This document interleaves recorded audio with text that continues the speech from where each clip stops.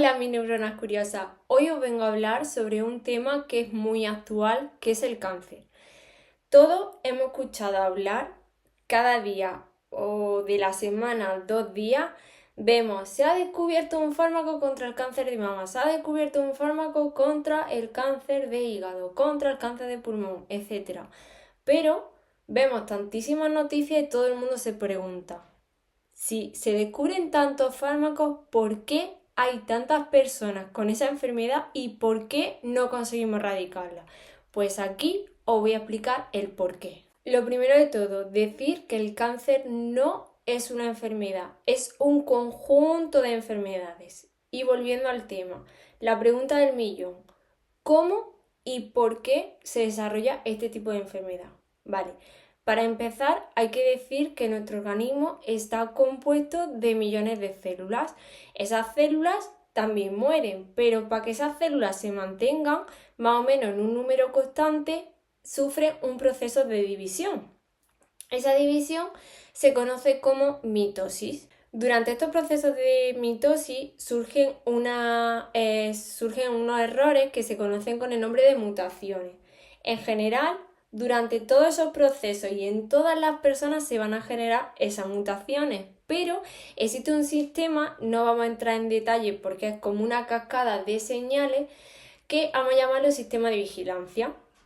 Ese sistema lo que hace es que se va a encargar de estar vigilando ese proceso para cuando detecta una mutación, la elimina y la corrige para que esa célula no continúe con la mutación. Pero hay veces que las mutaciones son demasiado delictas porque escapan de ese sistema de vigilancia o incluso se enmascaran para que no puedan descubrirla.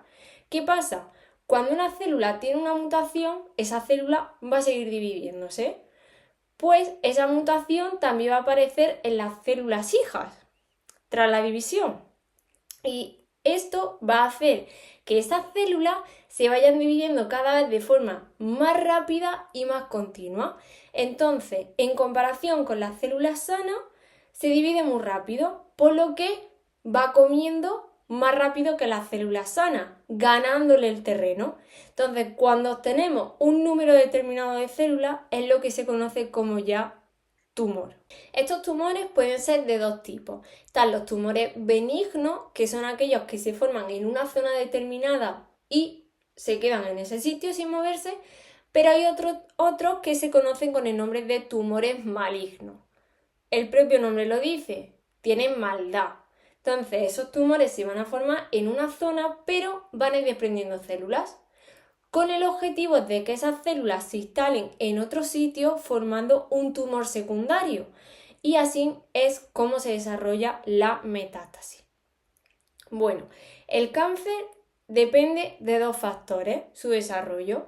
Depende de factores genéticos y de factores ambientales. Vamos a hacer mucho hincapié en los factores ambientales porque son aquellos que de una forma u otra podemos más o menos controlarlo y así podemos disminuir la probabilidad de desarrollar la enfermedad. ¿Cuáles son estos factores ambientales?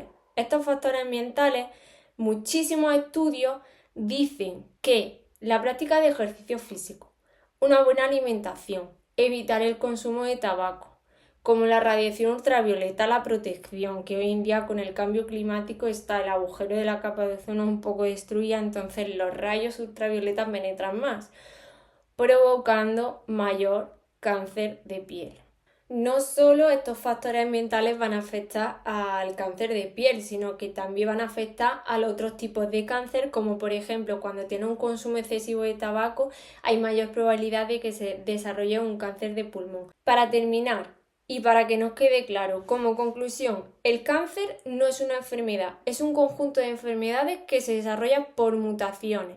Y este es el motivo principal por el que los científicos no pueden encontrar un fármaco eficaz contra todos los tipos de cánceres. Cada cáncer es de su madre y de su padre, literal. Cada uno tiene una mutación. Las mutaciones son impredecibles, por lo que no sabemos qué mutación va a tener cada tipo de tumor, pero hay una cosa que sí podemos controlar, que con lo que hoy se manejan los fármacos contra esta enfermedad, que va a ser el crecimiento. Entonces, si nosotros esos fármacos van dirigidos a frenar el crecimiento, podemos evitar que el paciente desarrolle una metástasis y poder operar.